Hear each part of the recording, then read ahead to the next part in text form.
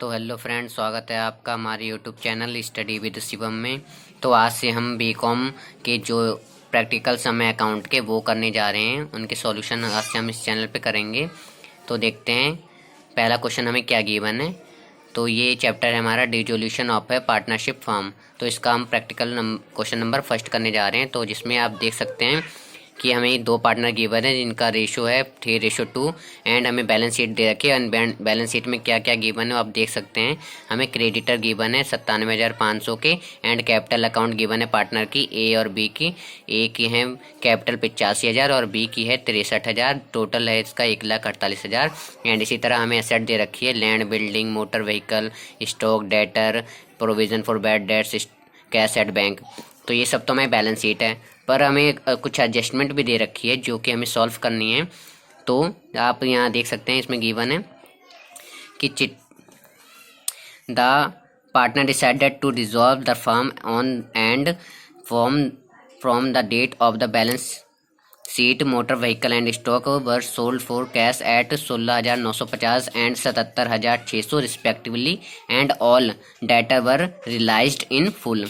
Mister A took over the land building at an agreed valuation of 43,500। Creditor were paid off subject to discount of 1,700 रुपये। Expenses of realisation were 1,250। Prepare realisation account, bank account and partner capital account. तो इसमें हमें realisation account बनाना है और partner की capital account and bank account बनाना है। तो देखते हैं सबसे पहले हम रियलाइजेशन अकाउंट कैसे बनाएंगे। तो सबसे पहले आपको क्या करना है, जो भी हमारी लायबिलिटी दी है उससे रियलाइजेशन के क्रेडिट साइड में लिख दो और जो हमारी एसेट दी है उसको डेबिट साइड में लिख दो। तो हम यही सबसे पहले करने वाले हैं। तो आप देख सकते हैं ये है हमारा रियलाइजेशन अकाउंट, ये होती है इसकी क्रेडिट साइड और ये होती है इसकी डेबिट साइड। इधर एसेट लिखे जाते हैं और इधर लायबिलिटी लिखी जाती हैं।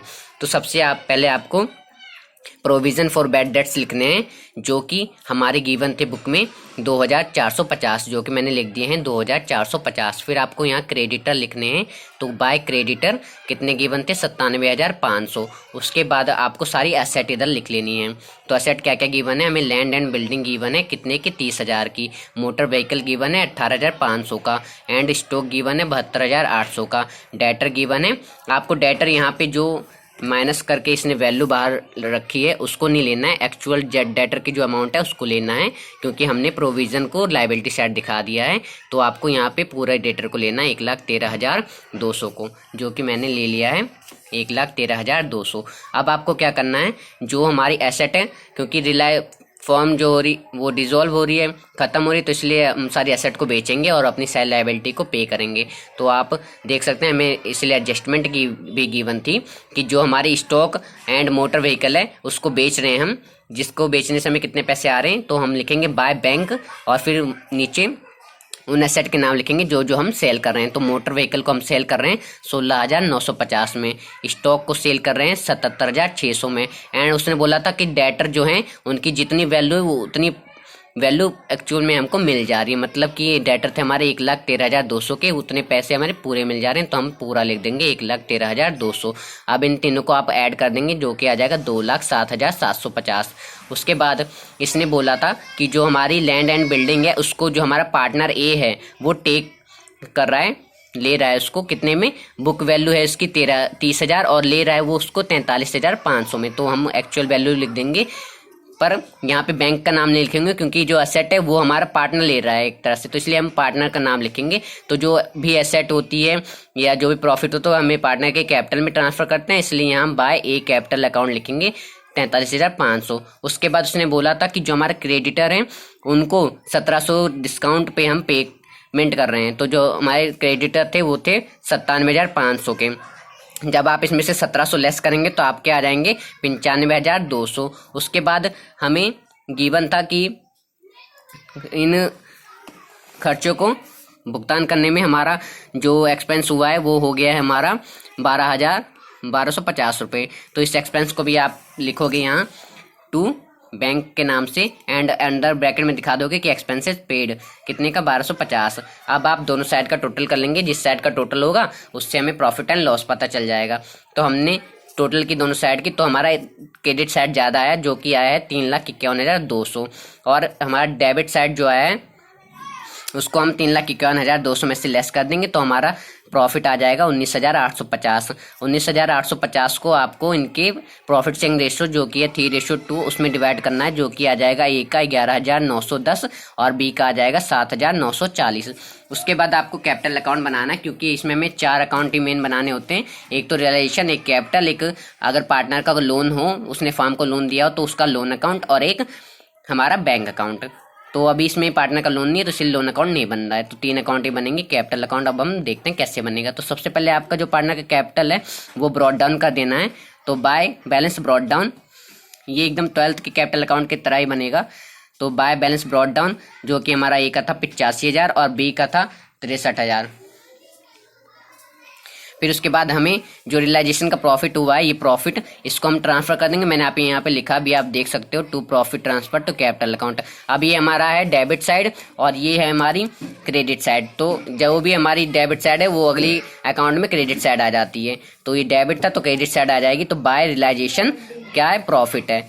तो ये हमारा ए का एंड बी का जितना जितना है वो हम यहाँ पे लिख देंगे। उसके बाद अब यहाँ आप देख सकते हो कि ए ने एसेट टेकन की थी, तो ये बाय साइड में, तो इसको हम टू साइड में लिखेंगे कैपिटल अकाउंट में। कितने से, 43,500 से। तो लिखेंगे टू रियलाइजेशन अकाउंट, ब्रैकेट में आप दिखा सकते हैं कि ए लैंड से बिल्डिंग टेकन, उसने लैंड एंड बिल्डिंग को ले लिया है कितने में, 43,500 में। बी ने कुछ नहीं लिया तो इसलिए यहाँ डैश लगा देंगे। अब दोनों साइड का टोटल करेंगे तो इस साइड का टोटल ज़्यादा आ रहा है, हमारा आता है 96,910 और इसका टोटल करा आया 70,940। अब इसको हम यहाँ पे लिखते हैं एंड 96,910 में से जब हम 43,500 को माइनस करेंगे तो आ जाएगा हमारा 53,410। तो जो बैलेंस बच के आता है उसको हम बैंक अकाउंट में ट्रांसफर कर देंगे। फिर उसके बाद 70,940, यहाँ पे तो कुछ है नहीं तो इस सेम आ जाएगा 70,940। अब आपको क्या करना है, हमें बैंक अकाउंट बनाना है। तो सबसे पहले हमें बैंक का बैलेंस गिवन है, कैश एट बैंक कितना 13,650, तो इसे ब्रॉट डाउन करेंगे।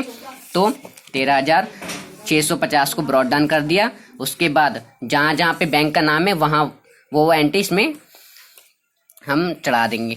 तो जैसे आप देख सकते हो यहाँ पे बैंक का नाम है बाय बैंक, टोटल लिख दोगे। अब बाय साइड है तो ये टू साइड आ जाएगा 2,07,750, जो कि आ गया है टू रियलाइजेशन एसेट सोल्ड करके हमारा आया ये पैसा 2,07,750। उसके बाद एक कैपिटल में है टू बैंक, तो ये टू साइड है तो ये बाय साइड आ जाएगा। तो ए और बी के कैपिटल के नाम से आ जाएगा बाय ए कैपिटल 53,410, बाय बी कैपिटल 70,940। अब इस साइड का टोटल कर देंगे और इस साइड का टोटल कर देंगे। अगर ये सेम आता है तो मतलब हमारी जो क्वेश्चन है वो सेम है। तो हमने इसका टोटल किया तो 2,07,750 में 13,650 जोड़ा तो आ गया 2,21,400। इसी तरह हम इधर टोटल करेंगे तो इधर भी हमारा सेम आ जाता है। तो मतलब ये हमारा क्वेश्चन एकदम सही हो चुका है। तो आप आंसर चेक कर सकते हैं। ये रियलाइजेशन का प्रॉफिट हमारा 19,850 जो कि एकदम सेम आया है, आप यहाँ चेक कर सकते हैं 19,850। फिर उसके बाद कैपिटल का बैलेंस दे रखा है 53,410 एंड 70,940 जो कि एकदम सेम है, 53,410 70,940। एंड उसके बाद बैलेंस शीट का मतलब बैंक का टोटल दे रखा है, आप देख सकते हैं बैंक अकाउंट 2,21,400, तो ये भी हमारा सेम है 2,21,400 2,21,400। तो आज के लिए बस इतना ही। बाकी आगे की वीडियो पाने के लिए हमारे चैनल को लाइक एंड सब्सक्राइब करें।